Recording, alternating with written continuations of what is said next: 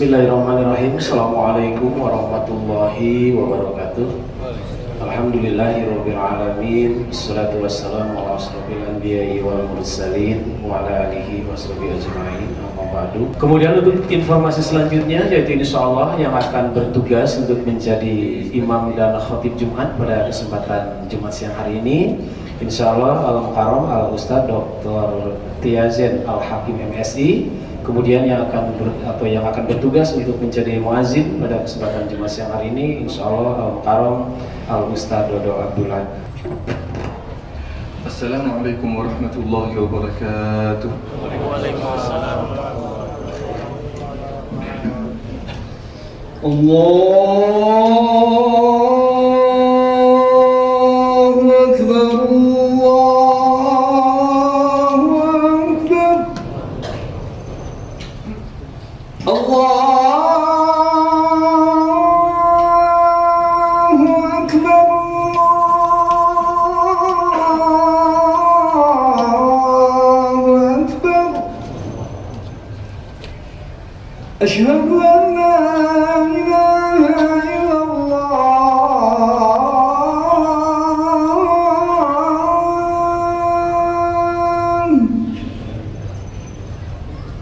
Asyhadu an la ilaha illallah.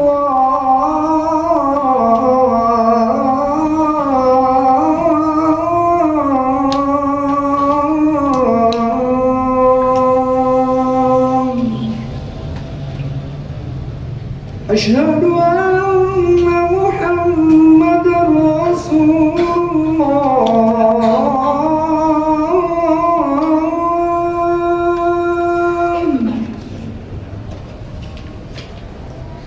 Asyhadu anna Muhammadar Rasulullah.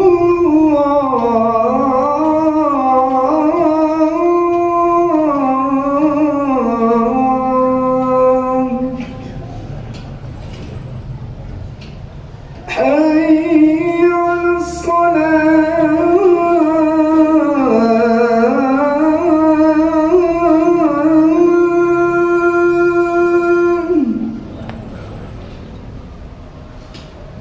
حي على الصلاة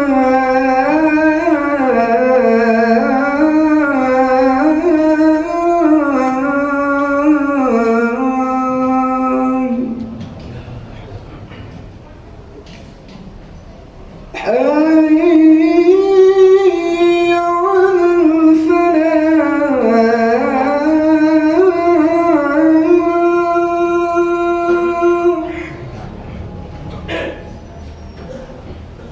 حي على الفلاح.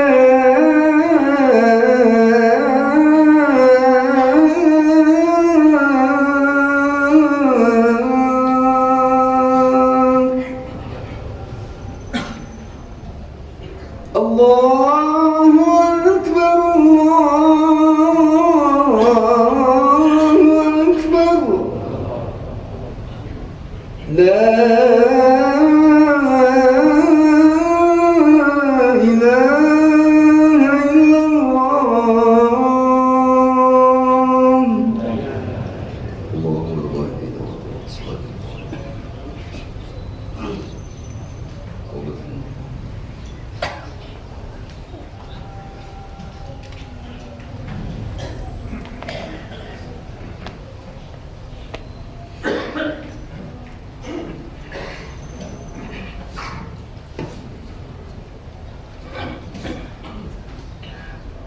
الحمد لله رب العالمين. الحمد لله وصلاة وسلاما على عباده الذين اصطفى. يا ربنا لك الحمد كما ينبغي لجلال وجهك وعظيم سلطانك. لك الحمد حتى ترضى، ولك الحمد إذا رضيت، ولك الحمد بعد الرضا. لك الحمد يا ربنا كما ينبغي لجلال وجهك وعظيم سلطانك. وأشهد أن لا إله إلا الله وحده ربي لا شريك له، وأشهد أن محمدا عبده ورسوله. بلغ الرسالة وأدى الأمانة ونصح الأمة وكشف الله به الغمة وجاهد في الله حق جهاده حتى أتاه اليقين من ربه. فصلوات ربي وسلامه عليه وعلى آله وصحبه أجمعين. أما بعد فيا أيها الإخوة الأحباب، أوصيكم ونفسي الآثمة بتقوى الله فقد فاز المتقون. Hadirin yang dimuliakan Allah Subhanahu wa taala, Allah mewasiatkan kita dalam surat Ali Imran sebagaimana Allah Subhanahu wa taala berfirman, Ya ayyuhalladzina amanu ittaqullaha haqqa tuqatih wa la tamutunna illa wa antum muslimun. Allah mewasiatkan kita dalam surat Ali Imran untuk selalu menjaga takwa. Menjaga takwa dalam urusan hidup kita, menjaga takwa dalam salat kita, menjaga takwa dalam ibadah kepada Allah Subhanahu wa taala, menjaga takwa dalam urusan muamalah sesama manusia. Kita menjaga takwa di dunia, maka Allah Subhanahu wa taala akan menjaga bagi kita husnul khatimah. Kita menjamin takwa kepada Allah Subhanahu wa taala. Allah Subhanahu wa taala menjanjikan kepada kita akan diberikan husnul khatimah. La tamutunna illa wa antum muslimun.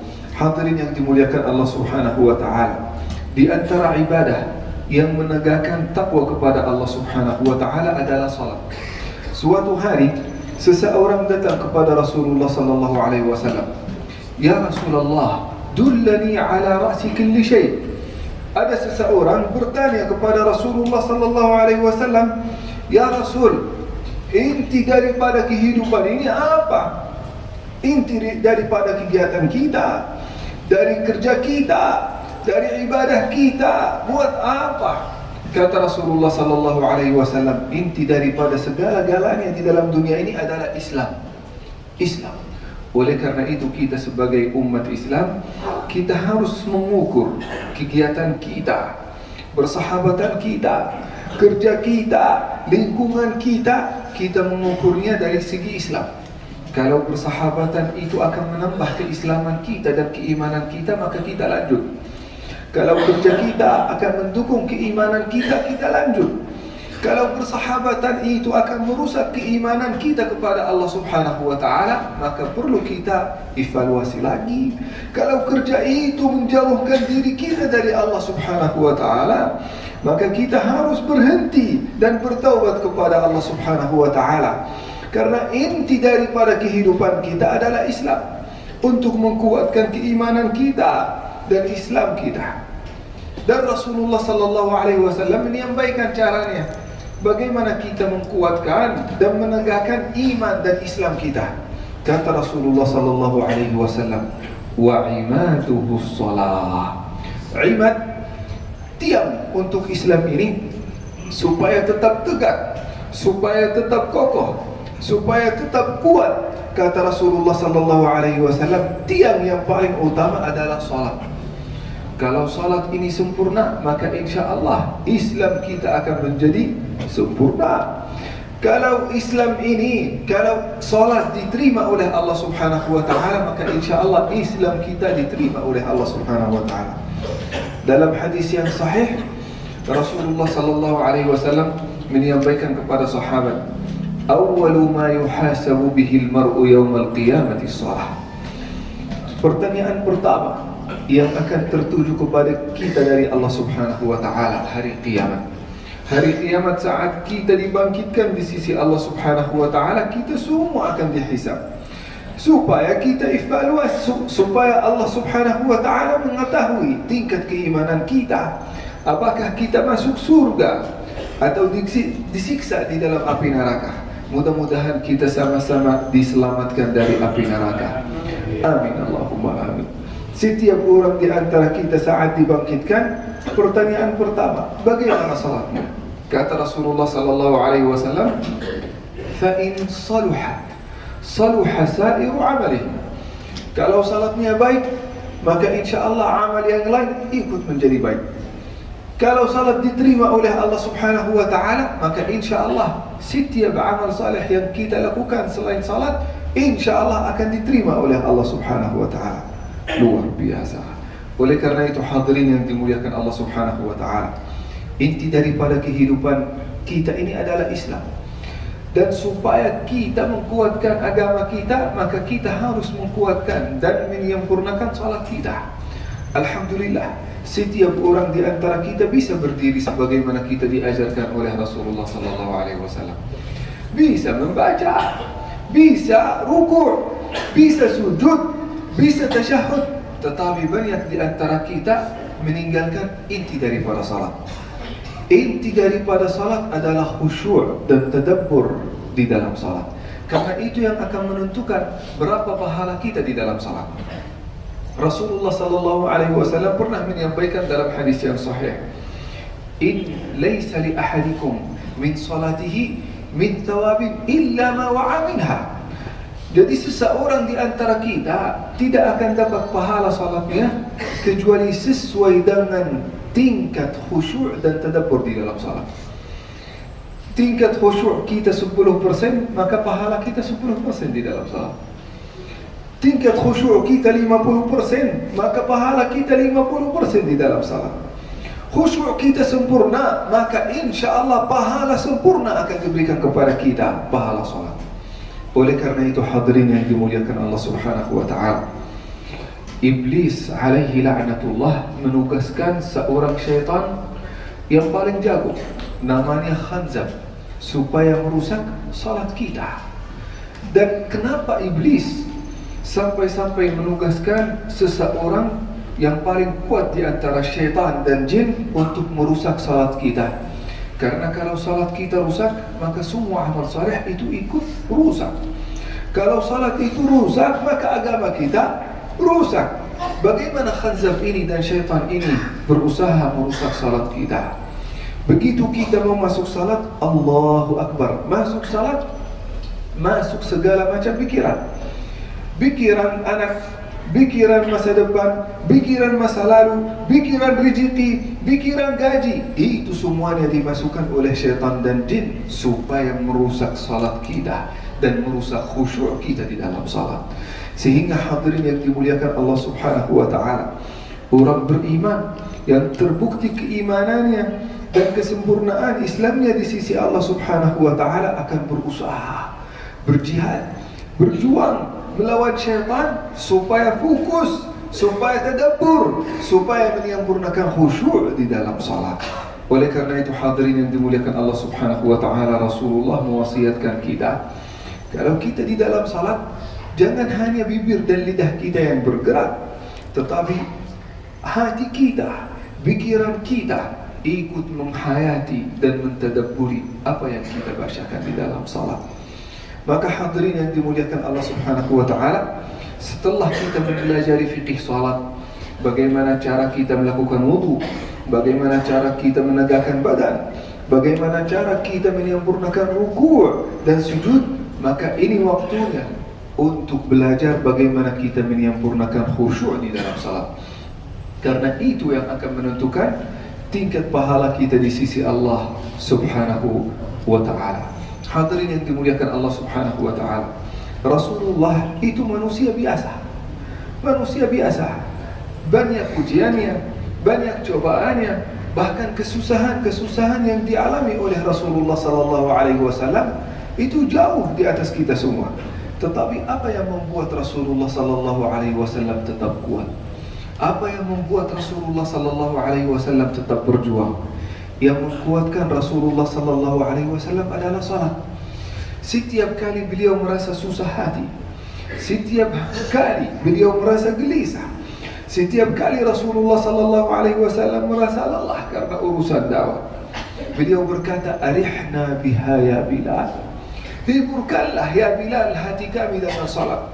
Karena kalau kita melakukan salat, disitulah kami akan melupakan semua kelelahan kami, semua rasa stres kami, semua kesedihan kami. Dengan salat, Allah Subhanahu wa taala akan memberikan kepada kami energi yang luar biasa supaya kita bisa menghadapi semua kesusahan-kesusahan di dalam dunia ini. Setiap orang di antara kita pasti mengalami kesusahan ini setiap hari. Setiap orang di antara kita menghadapi kesulitan ini supaya kita tetap kuat, supaya kita tetap kuat secara lahir dan batin, maka yang menguatkan kita adalah salat. Setelah kita sabar, maka kita menyempurnakan kesabaran kita dengan salat. Allah Subhanahu wa ta'ala menyampaikan wasiat ini di dalam surat Al-Baqarah. Wasta'inu bis-sabri was-salah. Kalau kita lelah, kalau kita merasa lemah, maka kita mencari pertolongan dari Allah Subhanahu wa ta'ala melalui dua wasilah. Bersabar, supaya sabar itu dikuatkan, was-salah. Maka semakin banyak salat kita, semakin kuat kesabaran kita, semakin kuat psikis kita menghadapi semua kesusahan-kesusahan di dalam dunia ini. Hadirin yang dimuliakan Allah Subhanahu wa ta'ala. As-salatu imaduddin, man tarakaha faqad hadamaddin. Di dalam hadis yang sahih, Rasulullah sallallahu alaihi wasallam menyampaikan, salat itu tiang agama. Barang siapa yang menghancurkannya, maka sudah menghancurkan agamanya. Kita semuanya sayang kepada agama Islam. Kita semuanya mengutamakan agama Islam ini di dalam kehidupan kita. Maka perlu kita juga mengutamakan salat, memprioritaskan salat di atas semua kegiatan-kegiatan yang lain. Hadirin yang dimuliakan Allah Subhanahu wa ta'ala, aqulu qawli hadha wa astaghfirullahal azim li wa lakum fastaghfiruhu innahu huwal ghafurur rahim.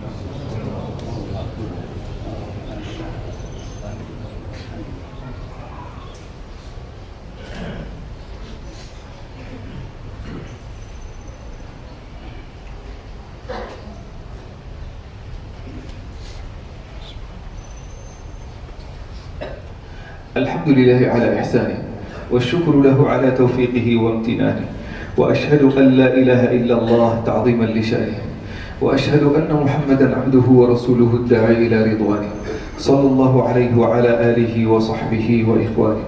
Hadirin yang dimuliakan Allah Subhanahu wa ta'ala, Rasulullah sallallahu alaihi wasallam pernah menjelaskan sedikit tentang keutamaan salat. Rasulullah sallallahu alaihi wasallam menjelaskan dalam hadis ini tentang 2 rakaat yang kita lakukan sebelum salat subuh, dan itu termasuk di antara salat yang paling ringan. Rasulullah sallallahu alaihi wasallam berusaha membacakan surat yang paling pendek di dalam 2 rakaat ini. 2 rakaat sebelum salat subuh. Kata Rasulullah sallallahu alaihi wasallam, raka'atai al-fajr khairun min ad-dunya wa ma fiha. 2 rakaat yang kita lakukan sebelum salat subuh itu lebih baik daripada dunia dan segala isinya. Luar biasa. Lebih baik daripada dunia dan segala isinya. Itu 2 rakaat. 2 rakaat. Dan itu termasuk salat sunnah. Apalagi salat wajib. Apalagi salat 5 waktu. Apalagi kalau kita menyempurnakannya dengan salat qiyamul lail, dengan salat qabliyah ba'diyah, salat nafilah, salat ratibah, salat duha, salat taubat, salat tasbih. Setiap kali kita melakukan salat ini, pahalanya di sisi Allah Subhanahu wa ta'ala lebih baik daripada dunia dan segala isinya. Oleh karena itu, jangan heran kalau kita membacakan hadis Rasulullah sallallahu alaihi wasallam, Rasul kalau melakukan salat qiyamul lail, kata Aisyah, yaqumul lail hatta tatafattar qadamah. Menurut Aisyah radhiyallahu anha, Rasulullah sallallahu alaihi wasallam berdiri, saking lama berdirinya membacakan surat Al-Baqarah, surat Ali Imran, surat An-Nisa dalam 1 rakaat, sampai kata Aisyah radhiyallahu anha kakinya bengkak saking lama berdirinya kepada Allah Subhanahu wa ta'ala di dalam salat qiyamul lail. Aisyah bertanya kepada Rasulullah, ya Rasul, kenapa salatmu begitu panjang? Kenapa salatmu begitu susah? Kata Rasulullah sallallahu alaihi wasallam, afala akunu 'abdan syakura. Biarpun saya bersusah-susah, biarpun saya berdiri lama, tidak apa-apa kalau kaki saya sakit. Yang penting saya tercatat di sisi Allah Subhanahu wa ta'ala sebagai hamba yang bersyukur. Bersyukur atas setiap nikmat yang diberikan dari Allah Subhanahu wa ta'ala kepada kita. Allah memberikan banyak nikmat kepada kita. Wa in ta'uddu ni'matallahi la tuhsuha. Kalau kita berusaha menghitung nikmat Allah yang diberikan kepada kita, habis umur kita sebelum kita selesai menghitung nikmat Allah Subhanahu wa ta'ala. Oleh karena itu, hadirin yang dimuliakan Allah Subhanahu wa ta'ala, perlu kita tahu manfaat dan faedah yang kita dapat kalau kita menjaga salat. Yang pertama, yang tadi disampaikan, Rasulullah SAW setiap kali merasa susah hati, beliau melarikan diri untuk melakukan salat. Itu yang akan menenangkan hati, itu yang akan membahagiakan jiwa kita. Oleh karena itu, kalau ada seseorang ingin hidup tenang, ingin hidup bahagia, jangan sampai kita meninggalkan salat. Setelah itu hadirin yang dimuliakan Allah Subhanahu wa taala, manfaat sosial. Setiap kali kita datang ke masjid, melakukan salat berjamaah, bertemu dengan tetangga kita, dengan sahabat kita, dengan kawan rekan kita, itu akan menguatkan ikatan sosial dan ukhuwah Islamiyah di antara kita. Ini manfaatnya luar biasa di dunia dan juga di akhirat. Setelah itu hadirin yang dimuliakan Allah Subhanahu wa taala, para ilmuwan menyebutkan juga manfaat kesehatan. Setiap kali kita menjaga salat 5 waktu, menjaga qabliyah ba'diyah, menjaga qiyamul lail, ini termasuk olahraga untuk badan kita. Kita melakukan ruku' yang sempurna, sujud yang sempurna, berdiri sebagaimana Rasulullah SAW mengajarkan kepada kita. Ini termasuk juga seperti gerakan-gerakan olahraga. Tetapi ingat, kita melakukan salat bukan karena olahraga. Kita melakukan salat hanya semata-mata karena Allah Subhanahu wa taala. Kalau ada manfaat yang lain, alhamdulillah, ini rezeki dari Allah Subhanahu wa taala. Hadirin yang dimuliakan Allah Subhanahu wa taala, marilah kita sama-sama berdoa, karena doa di waktu ini termasuk doa yang mustajab. Amin Allahumma amin. Allahumma ja'al tajammu'ana hadha tajammu'an marhumah. واجعل تفرقنا من بعده معصوما ولا تجعل فينا ولا معنا ولا بيننا شقيا ولا محروما. اللهم فرج هم المهمومين ونفس كرب المكروبين واقض الدين عن المدينين واشف مرضانا ومرضى المسلمين. اللهم اجعل بلدنا هذا إندونيسيا بلدا طيبا مباركا فيه. اللهم قنا شر الزلازل والفتن والمحن ما ظهر منها وما بطن يا أرحم الراحمين. سبحان ربك رب العزة عما يصفون وسلام على المرسلين والحمد لله رب العالمين.